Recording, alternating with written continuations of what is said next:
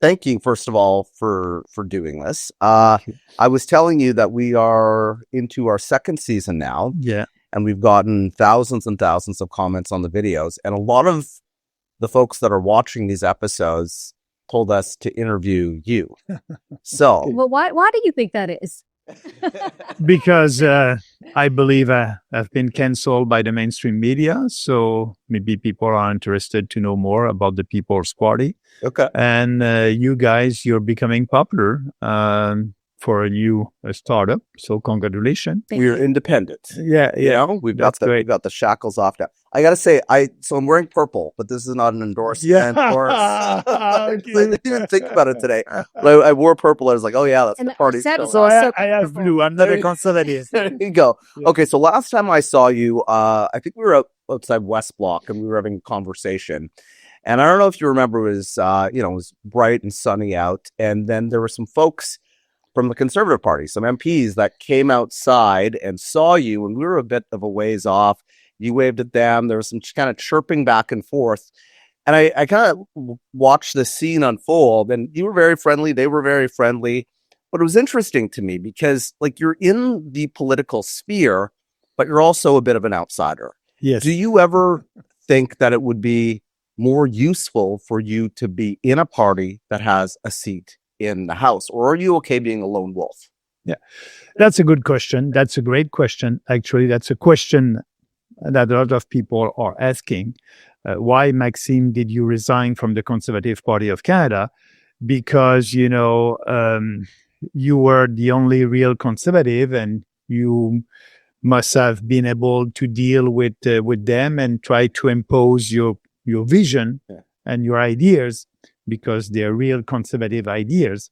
So I know that I tried to be the leader of the Conservative Party. I didn't win with 49% of the vote. Yeah. But after that, being in federal politics in Canada, it's very different than in US because, for example, you can be a Republican and speaking against Trump, and you'll be a Republican. But here, if you're a conservative, you must always, follow the party line. What I'm telling you is you cannot have a debate of ideas out in a Conservative Party of Canada or the Liberals or the NDP if you don't agree with the party line. And so that's why after that, I decided to run to be the leader of the party with a strong platform. And I didn't win. And after that, I said, I don't have to waste my time over there. I won't be able to speak about what I believe. Yeah. And so why being elected and not, try to be efficient? And But isn't that kind of politics, though? Like, if you are with a party, don't you have to go along for the most part with, their view on things? I mean, you can have discussions behind the scenes and in caucus, but publicly you have to present a unified front. Even, go ahead. Another way of saying that is you have your own party now, so you expect your candidates to more or less align with your views and your values, right? But I think you weren't seeing that within the Conservative Party that you were a part of. Yes, you can be a conservative in the caucus, but because if it's not popular, if it's not in line with the last survey or polling, you won't be able to speak about it. So when we created the party, I said, this is a party based on ideas, and it will be always the same platform. It's not like the Liberals or the Conservative. They will do a new focus group and new pollings before all the time, but before every election, and they will have a new electoral platform. And so for us, it's always the same platform. It's always the same ideas. So my expectation for my candidates is, yes, to be in line with our platform, because it is what we have. We are setting ideas. We are speaking about ideas, knowing that these ideas may not be that popular today, but we know that it's our vision, and we believe that it's the best vision for this country. And the more we speak about our ideas, the more it will become popular. It's why I'm always saying that we are doing politics differently based on ideas and principles, but not the Conservative, the Liberals, or the NDP. Right. They're focusing on what is popular today, and they are telling the population what the population want to hear. but we know that the population has been manipulated by the mainstream media, and I think you can speak about that. So that's why we're in legal proceedings right now. I don't know if I can speak about that, but we're going to get into a lot of the stuff that you talked about there. I'm going to pull your mic back. Okay. You're louder than I thought. You Okay. project, which is a good thing. We need that in politicians. But okay, so we're going to talk about a lot of that stuff. But I guess you do portray yourself. You are kind of anti-mainstream, though, in terms of kind of the political but here's circles. the thing. Like, don't you think that there's a shift from what was considered mainstream or what your ideas are? Sometimes maybe they were really out there 5-10 years ago, but now they're slowly becoming a little more acceptable. So in fact, we are shifting the goalposts a bit, Yes. and things are becoming. Once we could talk, we can now. Yeah, the best example is the immigration debate. When we started the party, that was our position to have the maximum of 150,000 immigrants a year, and people were calling me racist and xenophobe because of that. Yeah. I was right at that time. We didn't do that. We had mass immigration, and now our position is to have a moratorium, a pause on immigration for a couple of years. But now, it would be very difficult for the conservative and the liberals or the mainstream media to say that Bernier is a racist. Yes, the goalpost is different. The public opinion has shifted, and so that's good for us.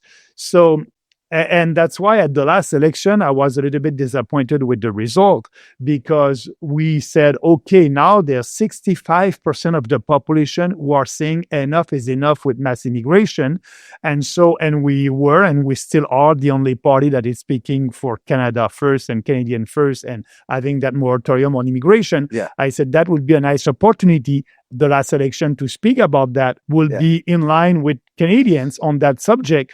But it was an election about Trump and the tariff and the economic war. So that was not a debate. You have called Canada's immigration policy a threat to our identity and said that the Liberals are importing voters. Yeah. So let's explore that a bit. What exactly do you think is happening in terms of... I mean, you said liberals, but it's not just liberals, right? It's not just liberals. No.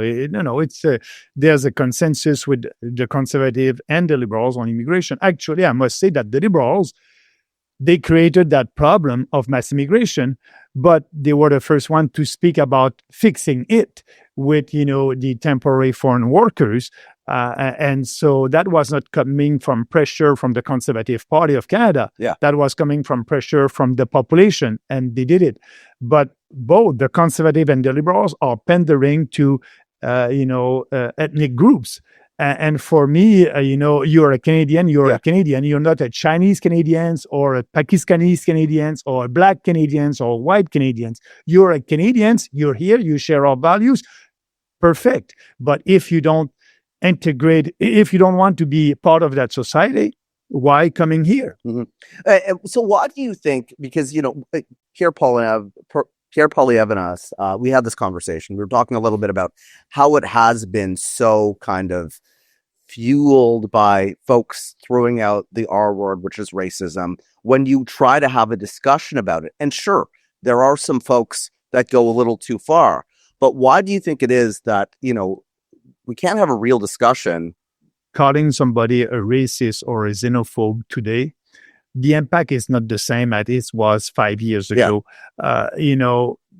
People understand, and politicians are using these, calling names, but it's not like it was before. It's not hurting so much. The population understand that, you're not a racist. But don't you think there's a bit of a fear factor? Oh, yes, there's a fear for the traditional politician for sure. Yeah. But they must not. They must be able to have that discussion. But also, I'm always saying the Liberals and the Conservative are doing politics by polling. Mm-hmm. And so on immigration, there's at least 65% of Canadians who are saying enough is enough. Why Poilievre or the Liberals are not openly speaking about that and having another position on immigration that is more reasonable? Because for them, when they're doing polling by ridings. and they want to know which riding they're able to win. And in some ridings, there's a lot of new immigrants, and they want to be sure to keep winning these ridings. So they are not speaking for the entire population. They're looking at different ridings, which one they can win to have a majority. But that being said, now the immigrants community are also tired with mass immigration. They're out there and saying that. So that's a real debate that we must be able to have. Do you think, like, if we look at it a different way, if we were to fix the institutions, if we could build enough healthcare, infrastructure, housing, isn't it more a failure of governance and of how governments function and building those things and, integrating immigrants rather than a problem of bringing those people in? I disagree with you. We'll hear what Max says, because I think, like, I like that. I like Max, but like, you have to be able to take care of the folks that are here first. That's what I'm saying. Let's say we take that all out. Let's take that all out of the equation. Right. Let's say we've done everything we can. We have enough supply, everything. Then is immigration acceptable? Okay. Yeah, that's why we are for a pause. Yeah. A pause on immigration until we fix all these problems. After that, let's do what we did in the past, opening our doors to real immigrants that are coming here because they share our values, because a Canadian entrepreneur was not able to find a Canadian for that job, and with criteria, because, in the past, if you didn't speak English or French, it was very difficult to become an immigrant because you have fewer points. We had a real good point system, and it's not working anymore. So I agree with you. Let's fix all that. That's why we want to have a pause for the time to fix the healthcare system. It's not by putting more money, by the way. It's by having more competition and more private delivery in healthcare, like Sweden and other countries. Give me a little bit of more granular detail. Like, what does a pause actually look like? So, first, for temporary foreign workers, no more. No more, only for the agricultural sector. That's it. Pierre Poilievre is saying also the same thing, but he said, we need a transition period of 5 years. So actually is for the statu quo. So that's our position. Foreign work and temporary foreign workers, no more, except for the agricultural sector. Refugees. No more refugees coming from the UN under the UN program. It must be a refugees that would be sponsored by a private organization. And also it must be a real refugees. So, and also on the economic immigrants. Yeah. So that would be a real pause. No more economic immigrants, no more immigrants until we fix that problems. So that's a real moratorium. That's a real pause. So yes, our population may decline because, we will have no more people coming in, except, like I said, for temporary foreign workers in the agricultural sector. But that would be, and also for students, international students. Now it's a way for university and colleges to be able to raise more money when they are bringing more international students. We will have a limit on international students for sure, lower than what the federal government is doing right now. The Liberals have said that they're going to crack down on some of these bad actors. They're starting to do the job, but it's a little bit late after 10 years. But actually, it's a good news that they're starting. But we'll do more than that. We will have a very low number and real international students. And they must understand when they're coming here and they won't have the right to work. Actually, now, you're international students and you have the right to work. I think it's 10 hours every week, something like that. You will be able only to work at the university or the colleges to help a professor or something like that. Because if you're coming as an international student, you must have the money to be able to pay for the school, but also to pay for you to live here in Canada. So now that's fake international students because they need to work and they're not studying. So we will stop all that. So we'll have real international students that will come here to study, and after that they will have like they did in the past to go back in their country of origin. Yeah. Okay, so that's one part of the problem. But you've also talked about like ghettos existing in Canada. Yes. And we are encouraging that. Yeah. That's why migration and multiculturalism is going together. Yeah. We are a diverse country. That's a fact. But more and more diversity, it's not good for the country. So we must send a strong message to foreigners who want to come to Canada. Yes, you keep a part of your culture, but the federal government is not there to promote their culture. Like the Chinese New Year. Why the federal government is giving subsidies to celebrate that? If you want to celebrate that, use your own money. But the federal government must promote, our culture, our identity, our history as a country. And that's why we want to abolish multiculturalism. I was having a conversation with my dad, and he said, when we came here, like Canada became our country. Yes. We're from Trinidad. And so we hold on to some of, those traditions. And I loved roti and curry chicken and all that stuff, but they claimed Canada as their own. I think, what you're talking about is that Canada has to become your country. But I want to give you the opportunity, because sometimes what you say gets cut up into sound bites, right? When you use language like replacement and you say ghettos, some people will hear that as racist. But, if you look at the statistics, when you had 98% of the growth of your population, that was 2 years ago.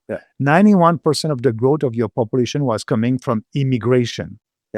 Immigration, not, Canadians doing babies. It was immigration. A large proportion from India.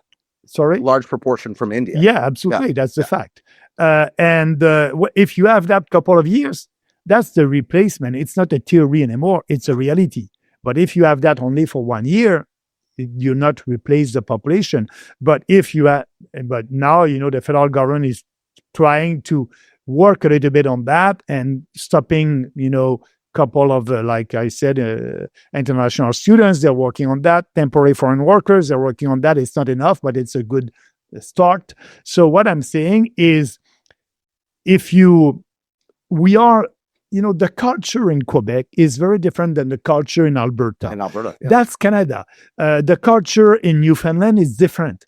And so we must respect that. That's our country. And that's why you're welcome. And I want people to come here and to keep part of their culture. If they're coming from India and they have a different culture over there, keep it, but be part of our society. Don't live in a city, in a ghetto, and sometimes you don't speak English and French. And so you cannot integrate. You cannot be part of the society the large society if you don't speak the language. So how do we kind of have this conversation that we're having and ensure that it doesn't slide into kind of discrimination of certain groups? Because people will hide behind the idea of not, being against immigration, but also be racist at the same time. If they were, it happened. How do we make sure that it doesn't kind of fuel hate? Well, actually, at the last campaign, and since the creation of the People's Party, we had candidate, Black candidate, Jewish candidate from India, and they are sharing our values. And the first time I delivered the speech on immigration, when we created that policy in 2018, I was in Toronto, and the room was full of immigrants. Because they were saying, yes, we came here and we didn't receive any subsidies from the government. We were alone. We had to work hard and be part of the society. Now, you can come here. You don't have any money. The federal government will pay for you to stay at an hotel. They will pay for your food. They will pay for your dental care, everything. It's unfair. And sometimes they have more public services than Canadian. So, and also I have a friend that is from India, and he told me, Maxime, the last 2 years, I don't like the way that Canadians are looking at me. It's because of mass immigration. When you have so many people from India, now, you cannot integrate them. It's very difficult, and a lot of them don't want to be part of our society. Mhm. So that's becoming a real problem, and you need to be able to speak about that. That's why that pause and moratorium will be good. And after that, I'm pretty sure that Canadians will be open to immigration like they were in the past. Okay, so we talked about immigration now. It might come up later on, but we want to talk about Carney, Poilievre, and Trump now. So there's some big topics there. Okay, well, what's your take on how Mark Carney is doing so far? But it's easy to do better than Trudeau, and I think he's doing better than Trudeau on all the woke ideology. Actually, I think it's not part of his priority, so that's good.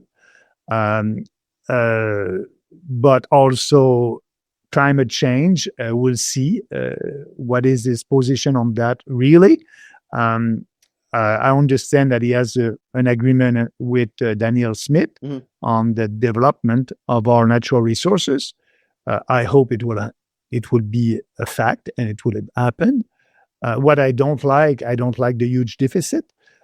It's crazy the way that he's spending. And because of that, we have the inflation and we'll have more inflation. The purchasing power of Canadians is going down and he's not fixing that. So he's a little bit better than Trudeau. But on the economy, on the big economic challenges that we have, I think he has the wrong solution. Spending more money, giving more money to big industries. And that's not the way, that's not the way to attract more investment. He must lower taxes, but before he must be able to balance the budget. So Poilievre and Carney on the economy are almost the same. At the last campaign, Poilievre said, I will balance the budget, but only in 5 years. Yeah. And Carney didn't speak about balancing the budget. And I was speaking about cutting $60 billion in 1 year, foreign aid and all, to clean the house, do that, and after that, lower taxes. But it's sad, but the economy is not going in the right direction. People would be poorer, and they are poorer than they were 10 years ago. And it's because of bad economic policies in Ottawa. Let's move on to Pierre Poilievre then. You must have spent some time with him as colleagues. Yeah, I know. Yeah. Yeah. What was your Are you relationship buddies like? still, by the way? No. I didn't have any. I didn't have any relationship with my former colleagues in the Conservative Party of Canada. Pierre. You're still friendly with them. Like, even when I saw you outside of West Block, they're still friendly with you. Yeah, I'm friendly with. Yeah. But that was, I was with them. I don't know, a couple of years, so I know them. Yeah. But they know me also. Yeah.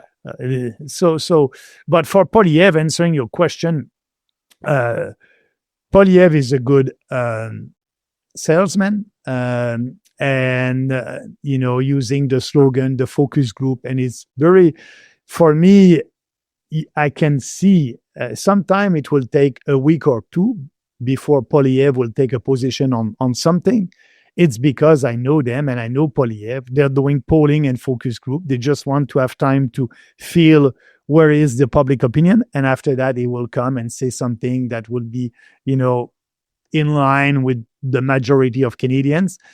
I think he did a big mistake at the last campaign by being with Carney about the tariff and the counter tariff. So imposing Canadians, because we are and we were the one who were paying this tariff. So a trade war is never good. But he used that language. I think that did not help him. But he is a good guy. Their ideas are coming closer and closer to yours, no? In some ways. But actually, at the last election, we lost 700,000 votes coming from people who went back to the Conservative Party of Canada. I was campaigning and people told me in my face in Western Canada, Maxime, I'm a founding member. I'm a member of your party. I voted for you in 2019, in 2021. But at this election, I won't vote for you because I want to get rid of the Liberals. And so the strategic vote and the idea of splitting the vote was there. And so they went to the Conservative. But I believe because Poilievre was speaking a little bit like me. You're right about that. But he was speaking with no policies behind that. Mm-hmm. And I strongly believe that these 700,000 votes or people may be able to come back at the next election. And they voted strategically. They know that it's not working. If you want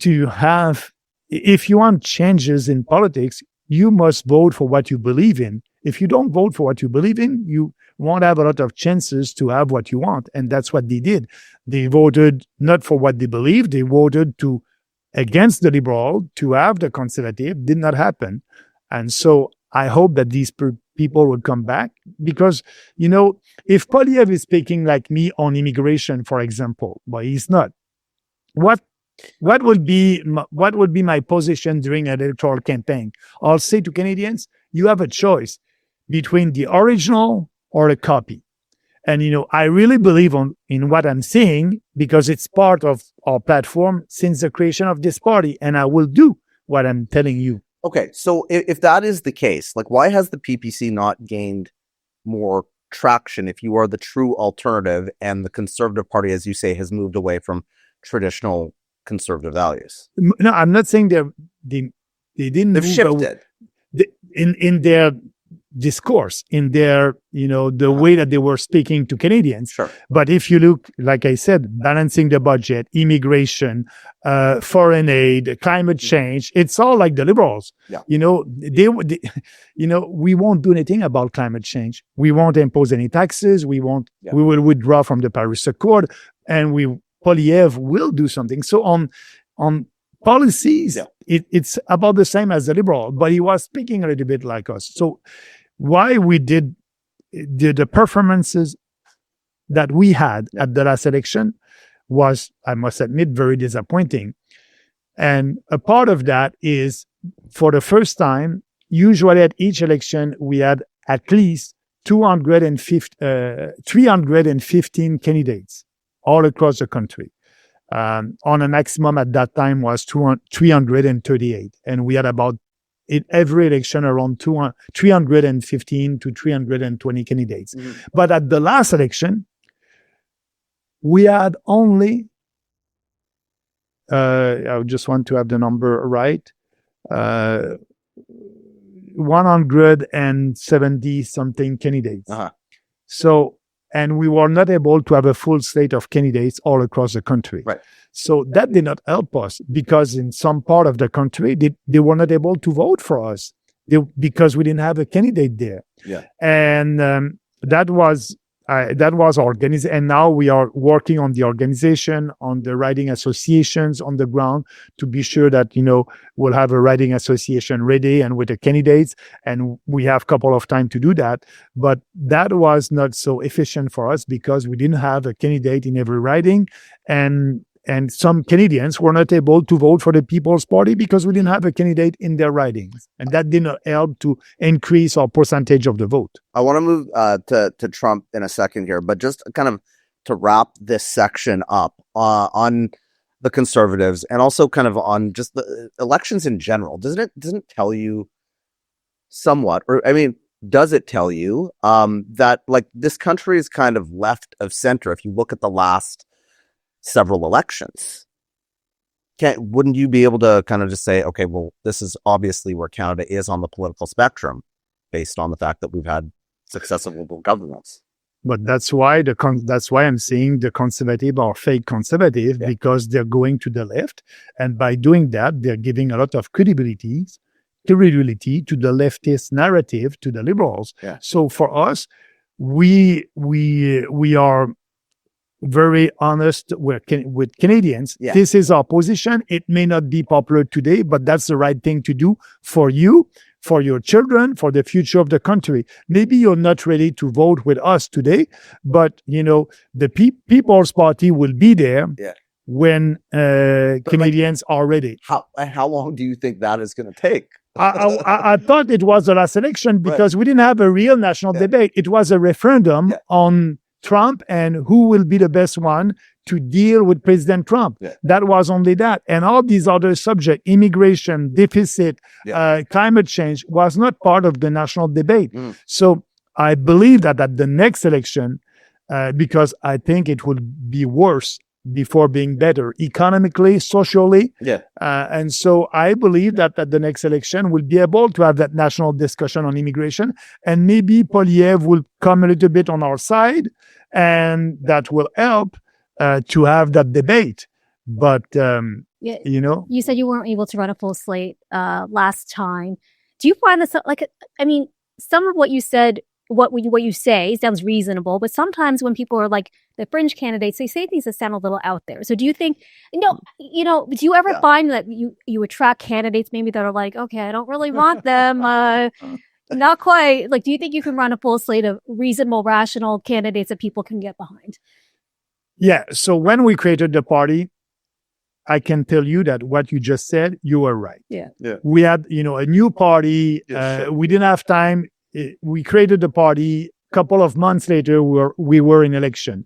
We had a lot of candidates. We didn't know our candidates. Some of them, yes, were crazy, I must admit, in 2019. But now, the quality of our candidates at every election is better and better and better. So we didn't have crazy candidates at the last election. We didn't have a full slate. But also, if you're a PPC candidate, it's very difficult to attract, very well-known person at the national level. Usually, they want to be in government. And being a PPC candidate, it's a big step before being in government. So, but I'm answering your question by saying the quality of our candidates, it's way better than it was in 2019. And at every election is better because now we have former candidates that are coming back. So, and what's their pitch? Like if like when you go to somebody and say, I want you to run in this ride and you're probably going to lose, right? I'm not telling them that they Sure, will lose, fine. but I'm telling them that they're not going to have a seat in the House of no, I'm Commons. telling them that everything can happen in politics. Sure. Yes. Look, for example, what I'm telling them, look at the NDP in Quebec, the election with the former leader, Jack Mead. Yeah. He didn't have candidates in We've Quebec. invited on the show, by the way. He says, Sorry? We've invited him on the show. He says he's going to come. Oh, yeah. We'll see. And also Jack, and also the other one before Jack Layton. Jack Layton, yeah. Yeah, when Layton was the leader, they didn't have any candidate in Quebec, and you have that wave of candidate in Quebec City, no organization. That was, candidates who decided just to put their name there. And so, you don't know what will happen in politics. So I hope that something will happen and we'll have more visibility and our candidates will be able to win. But yes, it's a big step, but it's doable. That's why, we created that party. Let's talk about Trump now. What is your message to Canadians who fear the rise of Trump-style politics in Canada, and some who say we're already starting to see that? What he said during the campaign about the woke ideology. Sure. He did it after that. Yeah. Actually, that's very successful. He did everything to be sure that, that ideology won't be promoted by the federal government. So that's a win. On the economy, he said that he will cut a lot of spending with Doge. He tried, but that wasn't a big success. That was not a success. And also on the change of regime, he did a couple of speeches saying, that's the end of the U.S. government to interfere in other, sovereign countries. That was what he said during the campaign. And now the last one with Venezuela. Yeah. I think, first of all, I'm very pleased that, there's no dictator anymore over there. But we must say that what he said after that, we're going to go to Greenland. We're going to go to Colombia. We're going to go, it's imperialism. And I'm against that, but I understand that he wants to control America, North and South. And, there's new geopolitics now, China, Russia, and the US are not able to control the world anymore. Mm-hmm. And so he tries to focus on America. I can understand that, but I don't like the way that he's doing it. It's a little bit, I'm not like Polyev on that. Polyev said, tweeted about that he's very happy and it's a good thing. Who will be the next? Who will be the next one? And some Americans say Canada's next. Yeah. Listen, we talked to Lara Trump. She said we're not. Well, that was a couple months ago. It's changed since Venezuela. It's changed. Okay, so on the flip side, what do you think Canada can learn from Donald Trump's approach to politics? Or do you even take lessons do you take any lessons in the U.S.?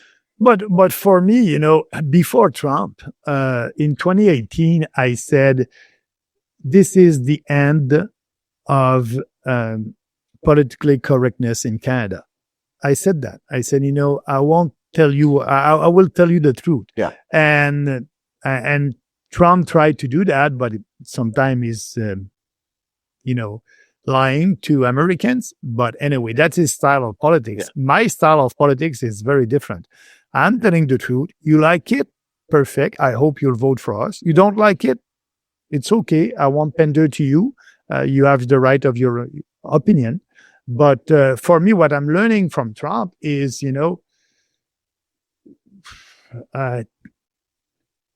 Trump, I don't, a day he's saying something and the other day he can do the opposite. Right. And different than that. We are saying the same thing at every electoral campaign and in between the electoral campaign. So, but some people are saying, Maxime is the Canada Trump politicians. I'm not. On some ideas, like I said, working and speaking against the woke ideology, speaking against the climate emergency, maybe we have the same ideas on that. But that's it, We got to move to our rapid fire in a second here, but kind of, I hear everything you're saying, and I kind of go back to the initial question, right? Because if you're saying the PPC is the alternative, but it's going to take time to build momentum, that's and we are a grassroots party, we're growing, but you're also saying at the same time, like we've got some dire issues that need dealing with right now. Do you ever see a situation where you would return to the Conservative Party? No, never. Never. I don't want to waste my time there. So how do you have, if the results of the past two elections remain the same, hopefully your hope is that you will get a seat. But if that does not happen, how do you continue to have a voice that actually matters in this conversation? We are changing the public opinion. Yeah. That's the first. You need to change the public opinion, and it's a big task. When you do that, after that, you hope that you have support for people who believe in your ideas. And that's why we need to be everywhere. That's why we need to have a candidate everywhere. That's why we need to bring that national discussion. But what the PPC did the last 7 years, that discussion about immigration, we started that. That discussion against the woke ideology, we started that. That discussion about being fiscally responsible, we started that. That discussion about climate change, I'm still the only one there's no climate emergency. Why is putting billions of dollars there? Let's stop that. So the public opinion is changing and step by step. But if we can have more, our challenge is having more visibility. I was not able to do conservative podcast at the last election. I saw you on Tucker Carlson. Yeah, I needed to be in the US for my voice to be here in Canada. Yeah. I needed to go in the US and did all these big podcasts. Look, you got us now. Yeah, I'm very pleased. but that's the reality. Yeah. So you've been canceled. Yeah. And it's more difficult. But that's why, I think, we'll have more support. People will come. And I'm saying to our supporters, read our platform, speak about it to your friends. And if you are able to convince 10 people to support the PPC, we'll grow step by step. We don't agree on everything, you and I. Carmen and you, I'm sure, don't agree on everything either. But it is important to have kind of these discussions where we can talk about ideas, and I think that is kind of, really kind of what being Canadian means, like having a diversity of opinion, having these robust conversations. But with the issues. cancel culture, There's a lot of cancel culture going on. Yeah, so it's more and more difficult. Yeah. Actually, before we go to the rapid fire, on freedom of speech, do you think that's under attack in Canada? Freedom of speech is in danger. The cancel culture. Freedom of speech is there to protect the speech that you don't like. Mm-hmm. Right. That you don't like. Now they don't want to listen and to hear what you have to say. If they don't like that, they cancel you. So yes, answering your questions, freedom of speech is in danger, not only in Canada, in Western societies right now. Yep. Okay. We end with this this kind of rapid fire thing that we do. So it's like, It's supposed to be fun and light. Okay, so what are the rules? the rules are: we ask, you answer, not too much thinking about it. Okay, yeah. Okay. You famously handed out Joe Louis during a visit to Afghanistan. Do you actually eat those? Eat what? No. The Joe, there's this famous picture of you handing out in Afghanistan. The Joe Louis. Joe Louis. No, I'm not actually eat those. No. I didn't, but I didn't when I was young. Yes, but okay, all right. Yeah. Will Katy Perry and Justin Trudeau's relationship last the test of time? No. Why not? I don't know. I don't think so. One celebrity or politician that you would cancel forever. Justin Trudeau. Okay. All right. We're not doing cancel culture. We're not doing cancel. So we can't do it. What's one criticism of you that's actually true? Oh, that's a good question. Yeah, when people are saying, I don't like your accent, Maxime, and you must improve your English. I think they're right about that. Best advice you ignored and regretted it for ignoring it. Oh, that would be a little bit. I will go back with the Joe Louis. Actually, when I was first time elected in 2006, I was a conservative, and I did call Brian Mulroney, and my dad was MP under Brian Mulroney. Right. And I said, Brian, first time elected, first time minister, do you have any advice for me? And he said, yes. When you're not sure about something, listen to your gut's feeling. When you don't know, you try to bring all these arguments and you don't know what to do, listen to your gut's feeling. To go back to the Afghanistan, we decided to bring Joe Louis because we had Tim Horton over there for the soldiers. And there's a story about that corporation, Joe Louis, and they had their first big contract with the Canadian forces after the First World War. And so they had a history with the Canadian forces. And so we decided to bring that. So that was a good idea. But my gut feeling when my PR person said, okay, take the box and give that to the soldiers right now. And they were with their full gears and all that. And my gut feeling was very bad. And why not just put that on the table and that's it? Yeah. My gut feeling was bad. I didn't listen to my gut feeling. And that was a big, they used that to ridiculize me. And that was not good PR for me. Well, there you go. I'm coming up all these years later. Go ahead. You have 2 daughters. I have 3 daughters. What's your best piece of parenting advice? Yeah, the advice for my daughters, work hard and do what you want to do. And I'm saying that, if you do something and you're not able and you're failing, work against on that. And, I have My daughters are working very hard to be successful, and sometimes they're not. So do what you want, but work hard to be sure to be successful.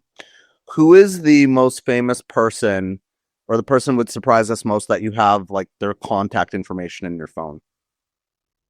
That will surprise Yeah, like whose number do you have? Pierre Poliev. The most famous person. Yeah, he's not so famous. I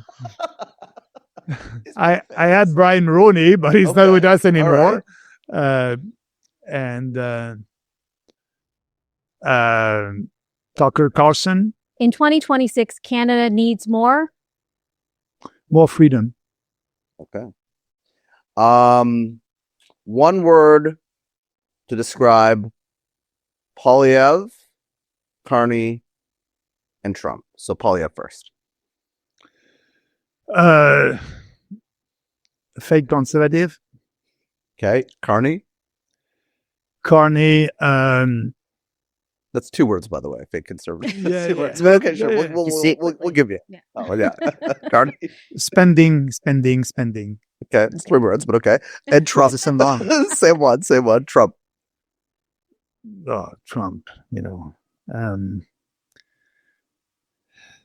America first, Canada last. Okay. In 5 years, Maxime Bernier will be elected. all right. Okay. And not alone. And not alone. Okay. We're going to end it there. Anything else you want to add, Max? No, first, I want to thank you for the courage that you have to have me on your show. You didn't cancel me, so thank you very much. And we were able to have a nice discussion, and I hope that I will be able to invite it again next time. Listen, the whole idea of this platform is to get folks to hear from perspectives that sometimes do get canceled, right? Like we had Sophie Trudeau on this show, Sophie Gregoire Trudeau. We've had Pierre Poilievre, we've had Olivia Chow, we've had Kevin O'Leary, and now Maxime Bernier. That shows that you can have a platform where you're actually hearing a diversity of opinions that exists. Yeah, and I'm very pleased that you're doing that. And when I saw you last time, I remember that. And when you decided to start your show, that's a good news for you, but also good news for Canadians. Thank you. Maxime Bernier, thank you. Thank you. If you like this episode and want to see more, don't forget to like and subscribe. Thanks for listening and watching, and we'll see you again next time.